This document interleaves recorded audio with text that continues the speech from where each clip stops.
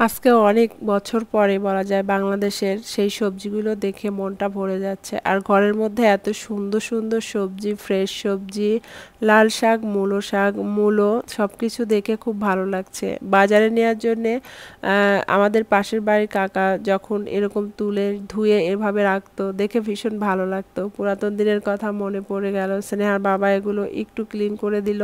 অনেক বালি ছিল। দেন হচ্ছে আমি সকালে উঠেই চলে এসেছি কিচেনে। মাছটা আগে থেকে ভিজিয়ে রেখেছিলাম। আজকে ভাবছি একটু রুই মাছ রান্না করব। তো হলুদ, লবণ আর একটু লেবুর রস দিয়ে মাখিয়ে রেখে দিচ্ছি, একটু মরিচের গুঁড়ো দিয়েছি।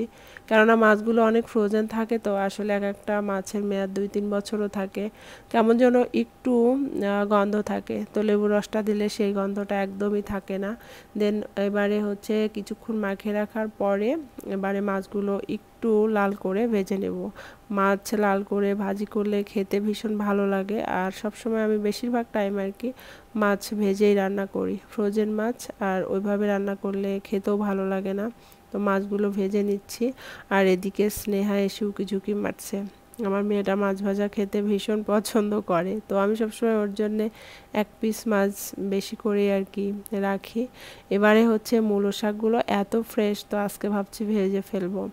এই কারণে শাকগুলো ক্লিন করে নিচ্ছি। আর এদিকে মাছ ভাজাও হয়ে গেছে, মাছ ভাজিগুলো তুলে নিচ্ছি। আর আসলে এত ফ্রেশ শাক খুবই কম খাওয়া হয় অনেক বছর পরে।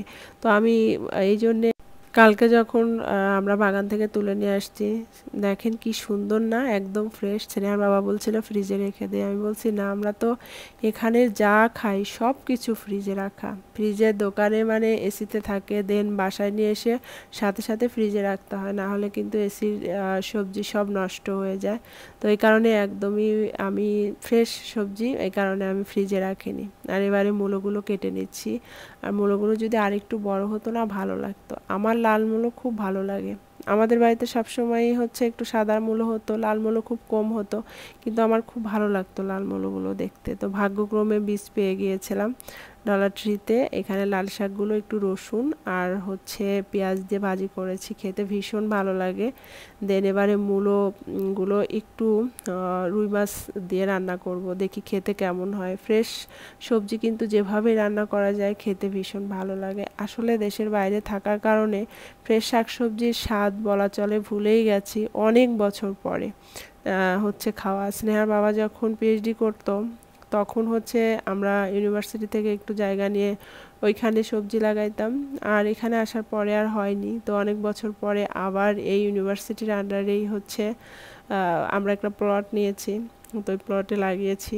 সব কিছু মিলিয়ে এই ফ্রেশ সবজিগুলো না খাওয়া থেকেই সত্যি কথা বলতে আমার রান্না করতে ভীষণ ভালো লাগছে। আর তার কাছে তো তারপর কি ডালিম কাছে মৌ এতটা কি তো বউ কথা কও না কেন বউ। গুড। আমাদের স্নেহা দেখেছো মামা, দিদি কিন্তু সুন্দর করে না, দিদি ছড়াগুলো কি সুন্দর করে বলতে পারে দেখে। রান্না আমার অলরেডি হয়ে গেছে। এগুলো হচ্ছে আজকে দুপুরের খাবার। মূলো শাক পেঁয়াজ দিয়ে ভাজি করেছি, লাল শাক, দেন আছে হচ্ছে মূলো দিয়ে রুই মাছ। স্নেহা খাচ্ছে আর মজা করছি আমরা। আসলে আমি চেষ্টা করি সব সময় আমার মেয়েকে বা ছেলেকে দেশীয় সংস্কৃতি বলেন, দেশীয় পড়াশোনা সব কিছুর সঙ্গে একটু ওদেরকে জড়িত রাখতে, তাই বাংলাটাকে ধরে রাখার চেষ্টা করি। জানি না কতটুকু পারবো। স্নেহা ছড়া অলরেডি শিখেছে, মনে আছে। শ্রেয়াসকে এখন ট্রাই করছি।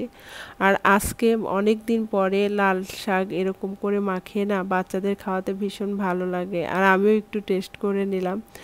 ছোটবেলায় যখন লাল শাক দিয়ে ভাত মেখেছি কত ভালো লাগতো, সেইগুলো ভীষণ মিস করি যে আমার ছেলে মেয়েরা ওরা এগুলো পেলো না।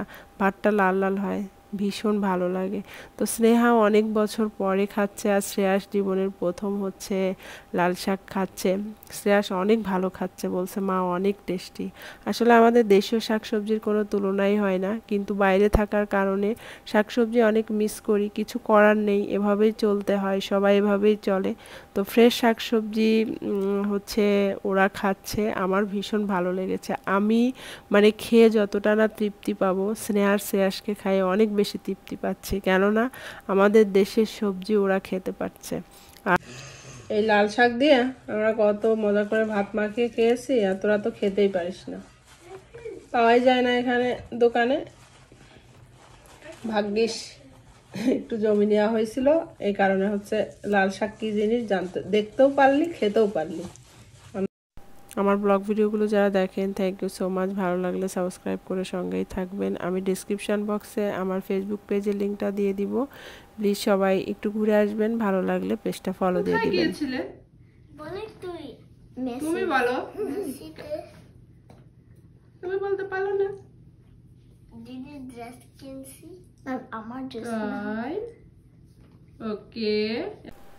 আর এদিকে বিকেল বেলা এখন দুই ভাই বোন হচ্ছে একটু খেলাধুলা করছে, সাইকেল চালাচ্ছে দুইজন। এটা আমাদের 3 তলায়, এইখানে একটু জায়গা আছে, বেশ ভালোই হয়। দুই ভাই বোন বিকেলে একটু ভালো টাইম পাস করতে পারে যদি নিচে না যায়।